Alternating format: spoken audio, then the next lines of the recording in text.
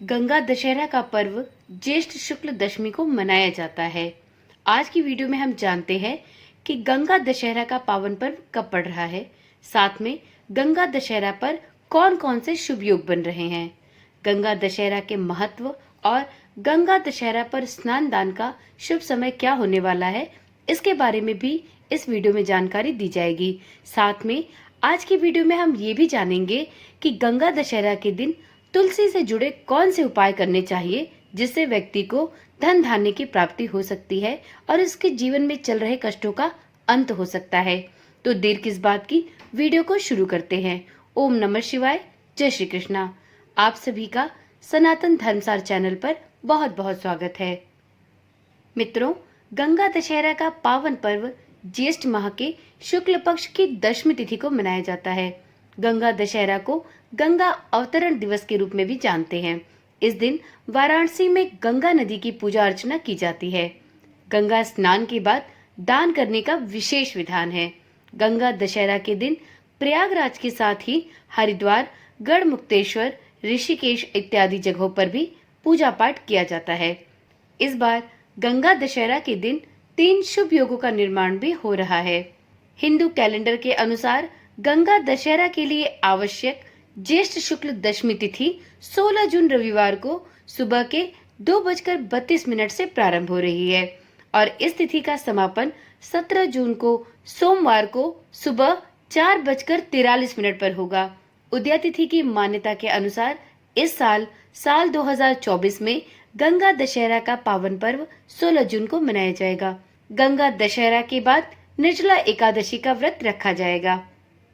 Video में आगे जानते हैं कि ये 3 शुभ योग गंगा दशहरा में कौन से बन रहे हैं। तो मित्रों, इस साल गंगा दशहरा वाले दिन 3 शुभ योगों का निर्माण हो रहा है। उस दिन सर्वात सिद्ध योग सुबह में 5:23 से 11:13 तक रहेगा। वहीं अमृत सिद्ध योग भी 5:23 से प्रारंभ होकर 11:13 तक ही रहेगा। इन दोनों के अतिरिक्त पूरे दिन रवि योग भी बना रहेगा। ये तीनों योग ही बहुत ही शुभ फलदायी हैं। अब जानते हैं गंगा दशहरा पर स्नान दान का शुभ समय क्या होगा। 16 जून को गंगा दशहरा वाले दिन आप ब्रह्म मुहूर्त में यानी सुबह के 4:03 से 4:43 के बीच गंगा स्नान कर सकते हैं। इसके अतिरिक्त आप चाहें तो सुबह 5:23 से 11:13 के बीच भी गंगा स्नान कर सकते हैं। इस समय 3 शुभ योगों का लाभ आपको प्राप्त हो सकेगा। यदि आप गंगा स्नान करने में असमर्थ है तो गंगा जल की कुछ बूंदे अपने स्नान के जल में मिलाकर घर पर ही गंगा स्नान कर सकते हैं। गंगा स्नान करने के बाद माँ गंगा की पूजा आरती अवश्य करें। इसके पश्चात अपनी क्षमता के अनुसार किसी गरीब या जरूरतमंद को या ब्राह्मण को अन्न, वस्त्र, जल इत्यादि का दान अवश्य करें। ज्येष्ठ माह में जल का दान करने से महापुण्य की प्राप्ति होती है, तो इस दिन जल का दान अवश्य करें। मित्रों, अब जानते हैं गंगा दशहरा का क्या महत्व है। तो पौराणिक कथाओं के अनुसार राजा भगीरथ की कठोर तपस्या के फलस्वरूप माँ गंगा ज्येष्ठ शुक्ल दशमी तिथि को भगवान शिव की जटाओं से होकर पृथ्वी पर अवतरित हुई थी। इस वजह से इस दिन को गंगा अवतरण दिवस के रूप में भी जानते हैं। गंगा दशहरा या गंगा अवतरण दिवस गंगा जयंती नहीं है, इस बात का विशेष ध्यान रखें। गंगा दशहरा के दिन माँ गंगा पृथ्वी पर अवतरित हुई थी और राजा भगीरथ के 60,000 पूर्वजों को मोक्ष प्रदान किया था। इस प्रकार से गंगा दशहरा का विशेष महत्व है। इस दिन गंगा स्नान करने से ही व्यक्ति को मोक्ष की प्राप्ति होती है। चलिए वीडियो में आगे जानते हैं एक विशेष उपाय के बारे में, जिसको यदि आप गंगा दशहरा के शुभ अवसर पर करते हैं तो आपको निश्चित ही इस कार्य से सफलता प्राप्त होती है। साथ में चल रहे कष्टों से आपको मुक्ति मिलती है और धन इत्यादि की समस्या का भी समापन होता है। मित्रों, जैसा कि आप सभी जानते हैं, गंगा दशहरा का पावन पर्व इस वर्ष 16 जून को है। प्रत्येक वर्ष ज्येष्ठ माह के शुक्ल पक्ष की दशमी तिथि को यह पर्व मनाया जाता है। इस दिन माँ गंगा को प्रसन्न करने के लिए लोग कई तरह के उपाय भी करते हैं। ऐसी मान्यता है कि इस दिन विधि विधान पूर्वक यदि माँ गंगा की आराधना की जाए तो माँ जल्दी ही प्रसन्न होती हैं और व्यक्ति की सभी तरह की मनोकामनाएं पूरी करती हैं। इसके अलावा इस दिन ज्योतिष शास्त्र के मुताबिक यदि तुलसी से जुड़े कुछ खास उपाय कर लिए जाए तो धन संबंधित परेशानियां भी दूर होती हैं।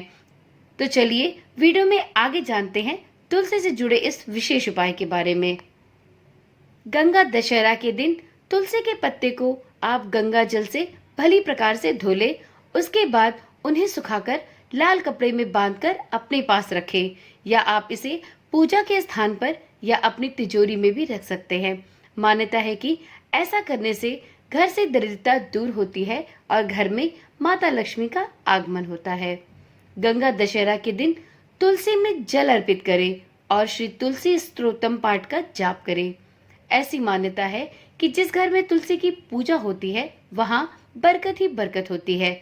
ऐसा करने से आप माँ गंगा के साथ ही माता तुलसी को भी प्रसन्न कर सकते हैं। इन दोनों उपायों के अलावा गंगा दशहरा के दिन पीतल के लोटे में गंगा जल डालकर आप उसमें तुलसी का पत्ता भी डाल दें। उसके बाद घर के प्रवेश द्वार पर इसका छिड़काव करें। ऐसा करने से घर से नकारात्मक ऊर्जा का नाश होता है, और जब घर में नकारात्मक ऊर्जा नहीं होती तो घर में सकारात्मकता के कारण सब कुछ शुभ ही होता है और व्यक्ति अपनी मनचाही मनोकामनाएं पूरी करने में भी सक्षम होता है। आशा करती हूँ वीडियो में दी गई जानकारी आपके लिए रोचक और ज्ञानवर्धक रही होगी। इसी प्रकार की ज्ञानवर्धक वीडियोस देखने के लिए इस चैनल के साथ जुड़े रहें। चैनल को अभी ही सब्सक्राइब करें और साथ में नोटिफिकेशन बेल को ऑन करना भी ना भूलें, जिससे इसी प्रकार की वीडियोस आपके पास सबसे पहले पहुंचती रहे। तो चलिए कल मिलते हैं एक नई वीडियो, एक नई जानकारी के साथ। तब तक के लिए जय गंगा मैया। ओम नमः शिवाय। जय श्री कृष्णा। राधे राधे।